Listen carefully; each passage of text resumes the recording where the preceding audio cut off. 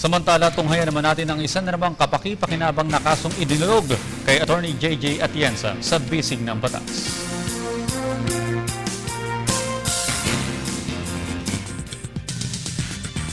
Nagkaanak si Ana sa kanyang boyfriend, subalit kailanman ay hindi sila naikasal. Sa birth certificate ng kanilang anak na lalaki, apelyido ni Ana ang nakasaad dito. Nang nag-enroll noong Hunyo si Ana sa eskwelahan upang ipasok sa kindergarten ng bata, ang ipinarehistro niya na enrollment ay ang apelyido ng ama nito na dati niyang boyfriend. Itinatanong ni Ana kung sa pagdaan ng panahon na palagi ang gamit ng apelyido ng ama ay magkakaroon siya ng legal na karapatan na gamitin na ito.